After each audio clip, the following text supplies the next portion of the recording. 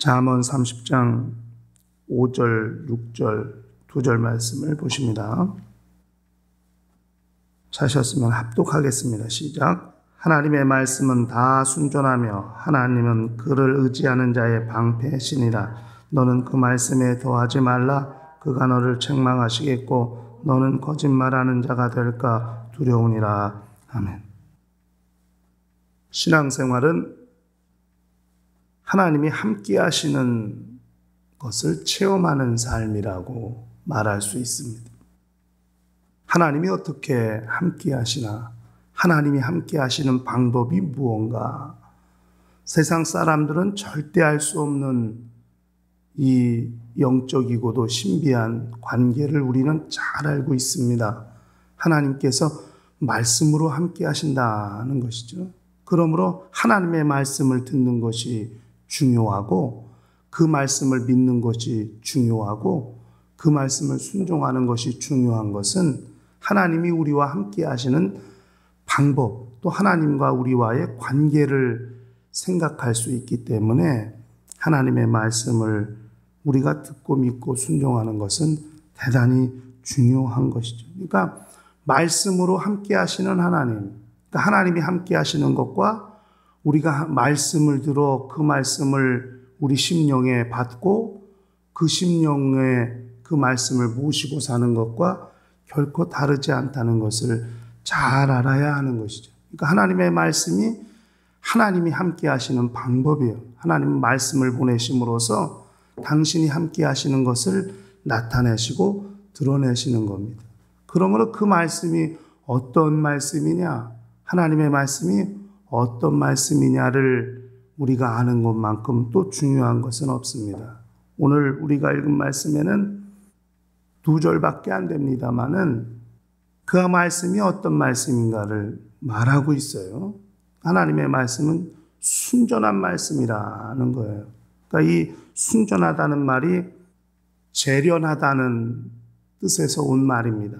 그러니까 왜 순전하냐면 재련해서 불순물이 섞이지 않은 상태를 순전하다고 하는 거예요. 그래서 금이나 은이나 이렇게 재련하게 되면은 아주 순금으로 나오고 또 은도 불순물이 전혀 섞이지 않은 상태의 순수한 은으로 나오는 것처럼 하나님의 말씀이 순전하다고 할 때는 정말 불순물이 섞이지 않은 금과 같은 말씀, 은과 같은 말씀을 말하는 거예요.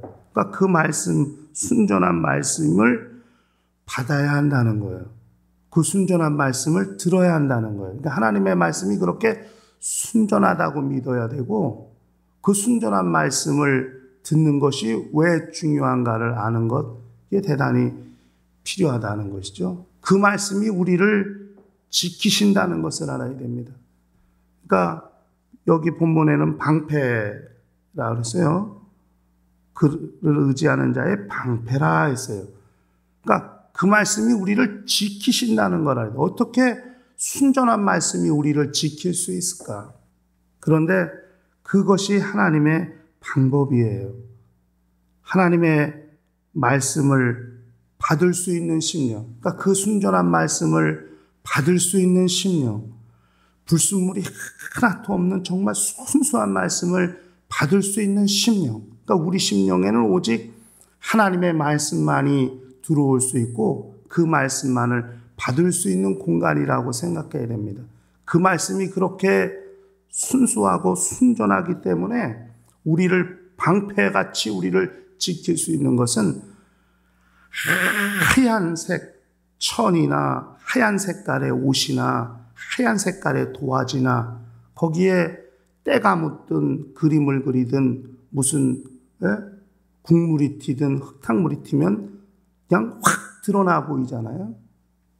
그러니까 순전한 말씀을 가지고 있어야 이게 죄가 들어와도 그 죄라는 것이 확 드러나고 불의가 확 드러나기 때문에 그걸 처리할 수 있고 그것을 거부할 수 있고 그것을 불허할 수 있게 되는 것이거든요. 근데 거룩하지 못하고 순전하지 그 영혼 상태가 순전한 말씀을 받아서 그 상태를 순전한 상태로 유지하지 못하면 죄를 구별할 힘이 없고 어둠을 구별할 힘이 없게 되는 거예요. 그러니까 하나님의 말씀이 순전하고 그 순전한 말씀을 받을 수 있는 그 영혼이 순전한 상태로 유지되어야만 우리 영혼을 그렇게 지킬 수 있는 겁니다. 어둠이 가까이 올 때 어둡다는 것을 느끼게 되고 죄가 가까이 올 때 죄라는 것을 깨닫게 되기 때문에 그것을 거절할 수 있고 거부할 수 있고 물리칠 수 있고 그렇게 하나님의 말씀의 역사를 그걸 잘 할 수 있어야 한다는 거예요.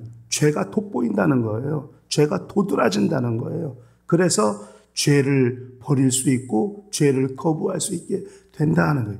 그렇게 순전한 말씀, 하나님의 말씀이 내 영혼에 그렇게 순전하게 다가오지 아니하면 우리 영혼을 지킬 수 없다는 것을 잘 알아야 됩니다. 그 다음에 하나님의 말씀은 여기 성경에도 그를 의지하는 자라 했어요. 의지하는 말씀이에요. 하나님의 말씀이 순전하고 그 말씀이 우리를 지킬 수 있기 때문에 넉넉히 우리를 지키고 구별할 수 있다고 확신하기 때문에 그 말씀을 의지할 수 있는 거예요. 우리를 지키시는 말씀, 우리를 보호하실 수 있는 말씀이기 때문에 그 말씀을 의지할 수 있고 의지하다는 말이 피하다는 말이거든요. 말씀으로 피할 수 있다는 거예요. 어떤 영적 싸움 과정에서 하나님 말씀으로 피할 수 있고 그 말씀을 또 의지하는 자들은 이게 소망하다는 말 그런 뜻도 있는데 의지하다는 말이 그러니까 이 땅에서는 우리 영혼을 피할 수 있는 곳이 되고 또 그 말씀으로 말미암아 우리가 하늘을 향한 소망을 가지게 되고 이렇게 하나님의 말씀을 절대 의지할 수 있는 힘을 가지게 된다 하는 것입니다.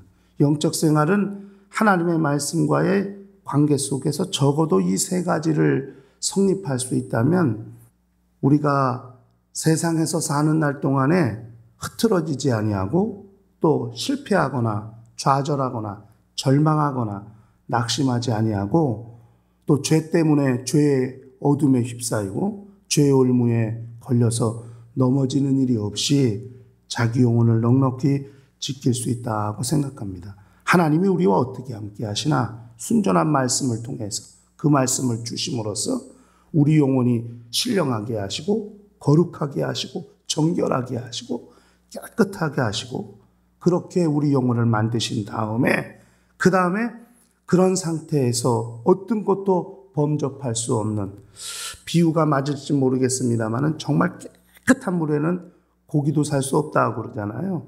너무 깨끗해. 정수된 물은 영양가가 하나도 없잖아요. 그래서 식물에 줘도 식물에 양분이 공급되지 않는다고 그러잖아요. 그래서 이런 식물에는 수돗물로 줘라, 뭐 빗물로 줘야 한다고 그러잖아요. 깨끗한 물에는 고기도 살 수 없다. 이게 비유가 정확한지는 모르겠습니다만 마치 하나님의 말씀은 그렇게 정수된 물과 같아서 어떤 영적인 그런 시험이나 유혹도 역사할 수 없을 만큼 그렇게 순전한 말씀이고 그런 상태에서 우리를 지키고 우리를 보호하시게 된다. 그렇게 우리가 이해할 수도 있을 것 같습니다. 그런 말씀이기 때문에 그 말씀을 절대 신뢰할 수 있고 그 말씀에 아주 안심하고 넉넉히 피할 수 있게 되고 그런 말씀이기 때문에 내 영혼이 하늘에 갈 수 있다는 소망을 가지고 살 수 있게 될 것이라는 그런 말씀이라고 여기 본문의 말씀이 그렇게 기록되어 있다는 것이죠.